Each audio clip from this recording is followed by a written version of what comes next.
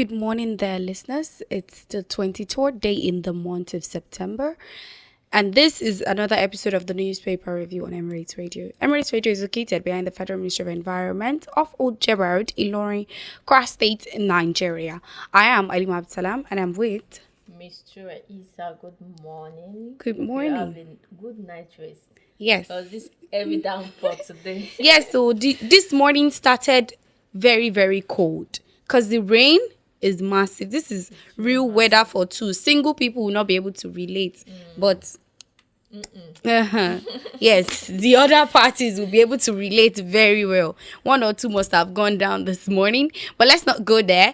As usual on the newspaper review, we bring you the top stories making route on newspapers. I am with the Punch newspaper, the Daily Post newspaper, the Guardian newspaper, and also the Royalist newspaper. All right, starting from the Punch newspaper this morning, NYSC set a date for 2025 Batch B Stream 2 orientation course. Joining you on Punch newspaper, Obi condemns killing of security personnel, urges support for families. Still on the Punch newspaper this morning, National Assembly not opposed to Tinubu's borrowing policy, says Speaker. Moving to the Daily Post newspaper, Senate postponed plenary resumption, announces new date. Joining you on the Daily Post newspaper, gunmen adopt Plateau lawmaker. Also on the Guardian newspaper, US reiterates visa ban for corrupt Nigerian officials. Still on the Daily Post newspaper, I am now in good relationship with Wike, says Governor Fubara. Joining you on Daily Post, Kano government announces cabinet reshuffle, new civil service postings. Heading to the Guardian newspaper, Nigerians' democracy faces collapse without INEC reform, says Bugaji. On our own Royal News newspaper, flood kills 232 displaced thousands across Nigeria. Still on the Daily Trust newspaper, DSS interrogates Malami over attack on his convoy. On Punch newspaper, Kaduna community thanks Sani for settling bandit attack victim bills. Those are the headlines that we came in with this morning. We'll go on a very short break. When we're back, we'll take the stories in detail.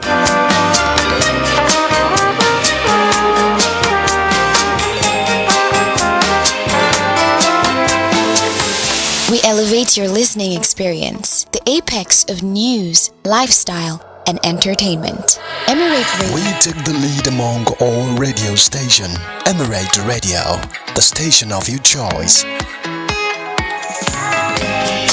Welcome back from that very short break, taking the stories in details from the Punch newspaper. NYSC set a date for 2025 Batch B Stream 2 orientation course. The National Youth Service Corps has announced that the 2025 Batch B Stream 2 orientation course would commence nationwide on Wednesday, September 24, 2025, across all orientation camps. According to a statement issued via its official Facebook page on Monday, the scheme said registration will run until midnight on Friday, September 26, while the swearing-in ceremony is scheduled for the same day. It added that the 3 weeks exercise would end with a closing ceremony on Thursday, October 14, 2025. However, the NYSC clarified that the orientation course in Kwara State would open later, beginning on Tuesday, September 30, and closing on Monday, October 20, 2025. The statement said the Director General of the NYSC, Brigadier General Olakunle Nafiu, urged all prospective corps members to report to the camps, indicate their call-up letter, stressing that the need for compliance with all registration requires foreign-trained graduates are expected to present their international passport and original copy of uploaded documents. Also on the Punch newspaper, Obi condemned killing of security personnel, urges support for families. The Labour Party presidential candidate in the 2023 general elections, Peter Obi, has expressed concern over the rising cases of attack and killings of security personnel across the country. Obi, in a post via his official X handle today, described the spate of violence against soldiers policemen, members of the Nigerian Security and Civil Defense Corps, and vigilante group as tragic and unacceptable. The former Anambra State governor stressed that the sacrifice of security operatives to the nation must not go unappreciated. He urged leaders at all levels to take urgent steps to better equip and motivate security operatives, insisting that security must form the foundation of governance. According to him, Nigeria cannot continue to bury insecurity personnel while abandoning their families. He stressed the need for adequate compensation and support for the dependents of fallen officers. Still on the Punch newspaper, National Assembly not opposed to Tinubu's borrowing policy, says Speaker.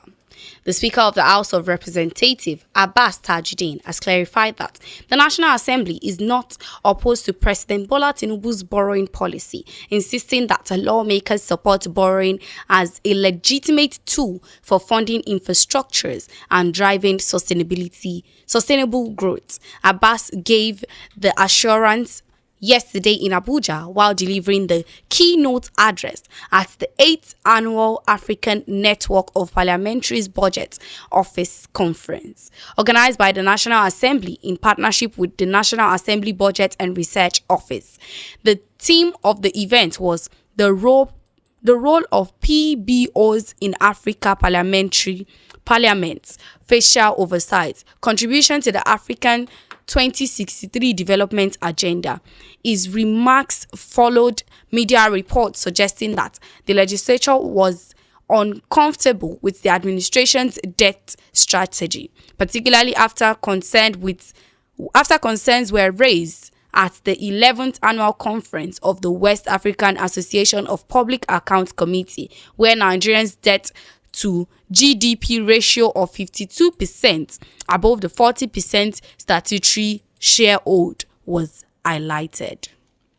Moving to the Daily Post newspaper, Senate postponed PNR resumption, announces new date. The Senate has shifted the resumption of its PNR from September 23rd to October 7, 2025.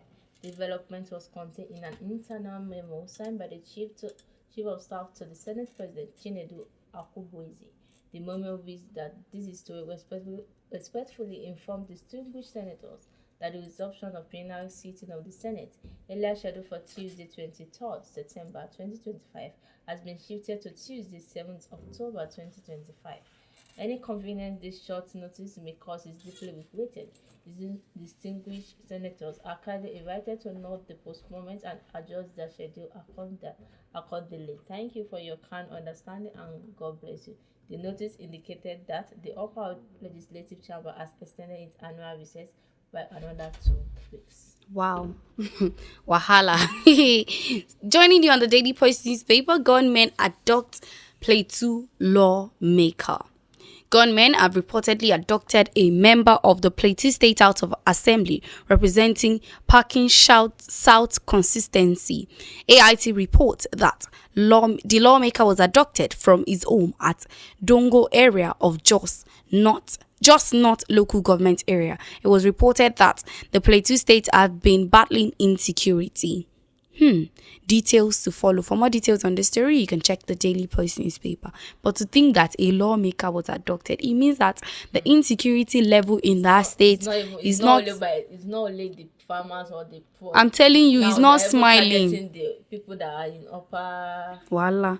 May God save the person, because hell, God, I beg, lawmaker. Moving to the Guardian newspaper, US reiterates visa ban for corrupt Nigerian officials. United States has again warned that corrupt Nigerian government officials risk visa restriction as part of America's border push for accountability and good governance. In a statement posted on its official X handle yesterday, the U.S. mission in Nigeria declared that corruption will not go unpunished, even for high-ranking officials. Fighting corruption knows no borders or limits on accountability. Even when high-profile individuals engage in corruption, they can be barred from receiving U.S. visas, the mission said. The U.S. government had previously imposed visa ban on Nigerian politicians accused of undermining elections and democratic processes. The United States maintained that restricting corrupt officials Access to U.S. soil is an essential tool in promoting accountability, transparency, and respect for the rule of law in partner nations. I love I think this. this is a good, It's a very good it's a something, oh, very very good something. The fact that they are going to not issue visa to anybody, whether even though you you are are in higher office, so whether you are maybe president of the Kinikon of Kinikon, it doesn't concern them. It's none of their business. So still on the Daily Post newspaper, I am now in good relationship with Wike, says Governor Fubara. River State Governor Seminalai Fubara says he's now in a good relationship with Minister of Federal Capital Territory Nyesom Wike. This was as he reiterated that political stability has fully returned to the state. The governor said this. He said this in an interview with a State House correspondent shortly after visiting Abuja. Shortly after visiting Abuja to see President Bola Tinubu at the presidential villa. It was reported that President Tinubu received Fubara at the State House yesterday, September 22, 2025. The reinstated governor said the crisis that rocked River has been settled. I don't know what you mean if this is a PayPal piece. As far as I am concerned, we've made peace. Fubara and his principal are working together, he said. He therefore expressed gratitude to President Tinubu for his role in ensuring that Rivers State enjoys peace and development. Congratulations on to the people of Rivers State, and most especially to Wike and Fubara for letting people know that there is now peace in Rivers State. I said because it was long. It was very very long. I thought when it was suspended, I thought they say if they want to count for all these people, it's just like in half. So I didn't know that it was going to use complete 6 months. Kai, he tried. I'm glad that he's back in office. Journey on Daily Post newspaper, Kano government announces cabinet reshuffle, new civil service posting. Kano State Governor Abba Kabir Yusuf has made minor changes to his cabinet and senior civil service position to improve governance and service delivery. The governor's spokesperson, Sanusi Bature Danwakin Tofa, revealed the changes in a statement released yesterday. He said the reshuffle affected key ministries, including Justice, Transport, Environment and Humanitarian Affairs. Attorney General and Commissioner for Justice Alimah Issa has been moved to head the Ministry of Transport. The Solicitor General and Permanent Secretary of the Justice Ministry, Mustafa Nuruddin Mohammed, has been resigned as Permanent Secretary of the Ministry of Environment. The statement added that the Commissioner for Humanitarian Affairs, who had been temporarily in charge of transport, will return fully to his original post. Governor Yusuf directed the affected officials to hand over to the most senior officers in their ministry and complete the process by today, September 23rd. According to the statement, the governor said the adjustment was aimed at strengthening the government's ability to deliver on its promises. I said this Kano State governor is to do very well.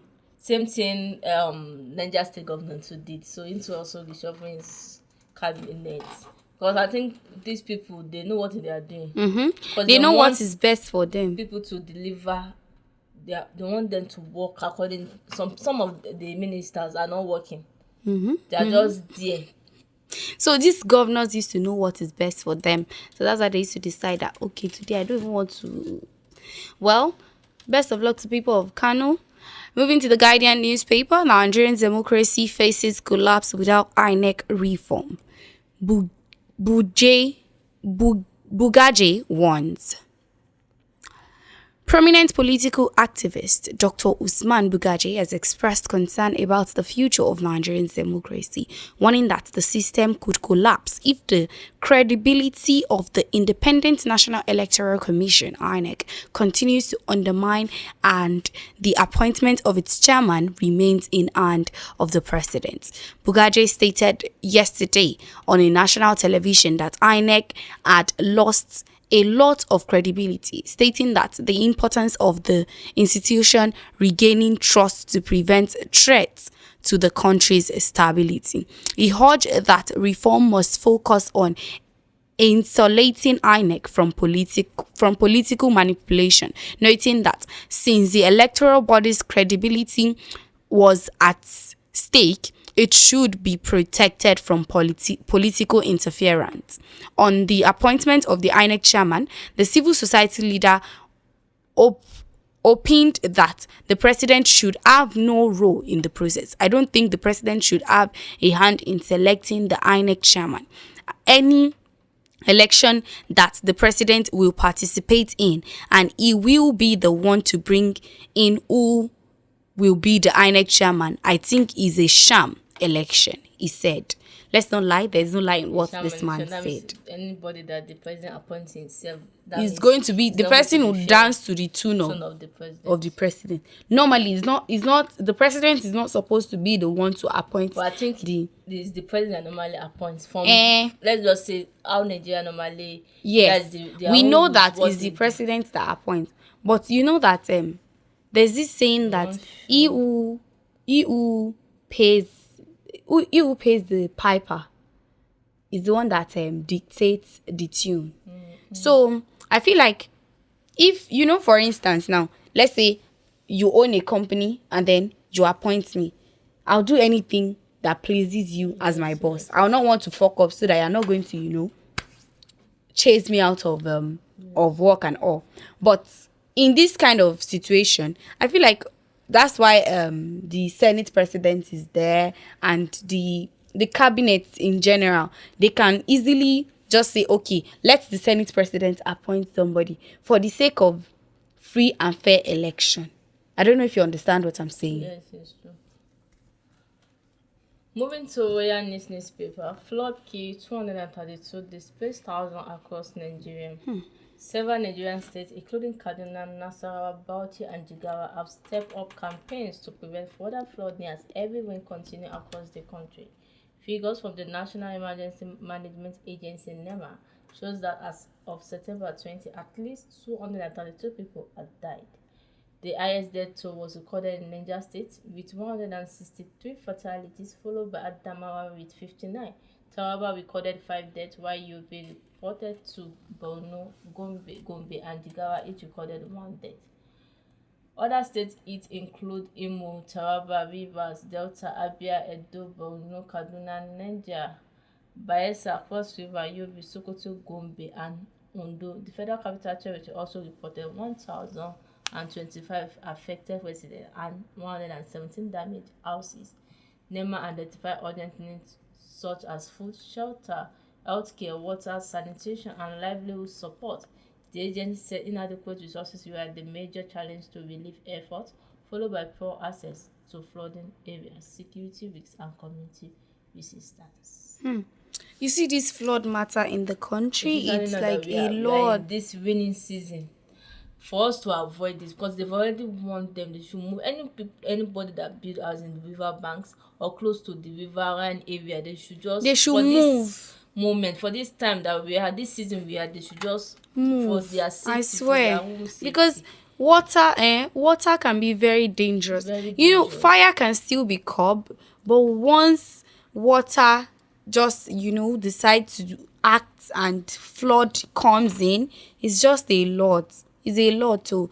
May those people affected really find peace, and for those who are dead, may their soul rest in peace. I swear, may their soul rest in peace. Moving to the Daily Trust newspaper this morning, DSS interrogates Malami over attack on his convoy. The Department of State Service, DSS, yesterday interrogated a former Minister of Justice and Attorney General of the Federation, Abubakar Malami, over an attack on his convoy in Kebbi State. Malami, who was questioned by the secret operative at Birini Kebbi Command of the service, revealed that the interrogation was handled in a professional manner. It was reported that Malami's convoy was attacked by suspected political thugs in Birini, Kebbi on September 1st, 2025. The incident happened shortly after he returned from a condolence visit to the family of the late Chief Imam of Dr. Bello Ali Juma Mosque. Witnesses had told this newspaper that about 10 vehicles in his convoy were vandalized, with several of his supporters sustained injury. The former minister had described the attack as politically motivated. Although the ruling All Progressive Congress distanced itself from the attack, Malami subsequently pinpointed security agencies, including the police and the DSS. Giving an update Monday night, Malami revealed that he was treated with dignity and respect, saying he would remain committed to cooperating with the DSS to ensure that investigation is carried out properly. Only God knows who went to attack this man. You see all this thing, anytime election is coming, that's how you be. Things happen. Things happen. So, sorry to Mr. Mailami over the attack on his convoy. Kaduna community thanks Sani for settling bandits attacked victim bills. The Igwe community of Kamaru ward in Chawa Chiefdom, Kauru local government area of Kaduna State, has expressed deep appreciation to Governor Uban Sani for promptly settling the medical bills of victims of the recent Ngwangimi attack. In an open letter signed and released today by community stakeholders, Mr. Barnabas Musa, and parents, Representative Comrade Raphael Joshua, the resident said the governor's intervention saved the lives of injured children whose treatment had been altered at the Barao Diko Teaching Hospital over unpaid bills. The letter, dated September 22nd, 2025, commended Governor Sani for his swift and compassionate response, noting that the confirmation of full payment was received on Sunday through the chairman of Kauru local government area, Honorable Bashir Tanko Dawaiki.